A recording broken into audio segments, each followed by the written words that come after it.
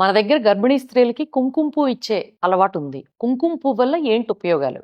కుంకుమ పువ్వు మూడ్ ఎన్హాన్సర్‌గా పనిచేయటమే కాకుండా కొంత యాంగ్జైటీని, డిప్రెషన్ కూడా తగ్గిస్తుంది. అలాగే కుంకుమ పువ్వు ఇవ్వటం వల్ల కొంచెం వాంతి సెన్సేషన్, వాకర్ సెన్సేషన్ తగ్గటము, డైజెషన్ పెరగటం కూడా స్టడీస్‌లో గమనిస్తాం. మరి కుంకుమ పువ్వు ఎంత ఇవ్వాలి? పర్ డే 100 మిల్లీగ్రాముల కంటే ఎక్కువ కుంకుమ పువ్వు వాడకూడదు. మరీ ఎక్కువ కుంకుమ పువ్వు వాడితే ప్రొజెస్ట్రాన్ హార్మోన్‌ని దెబ్బతీసి ఒక్కొక్కసారి మిస్‌క్యారేజెస్, అబార్షన్స్ అయ్యే అవకాశాలు ఉంటాయి. అలాగే ప్రీటర్మ్ డెలివరీస్ కూడా ఉంటాయి. కాబట్టి ఖచ్చితంగా మోతాదు లోపే తీసుకోవటం అవసరం. దీన్ని పాలల్లో గాని ఇతర ఆహార పదార్థాల్లో కలిపి తీసుకోవచ్చు. కామన్ గా అడిగే క్వశ్చన్, కుంకుమ పువ్వు వల్ల పిల్లలు తెల్లగా పుడతారా? పిల్లల యొక్క శారీరక రంగు తల్లిదండ్రుల రంగును పోలి ఉంటుంది తప్ప కుంకుమ పువ్వుకి పిల్లలు తెల్లగా పుట్టడానికి సంబంధం ఏమీ లేదు.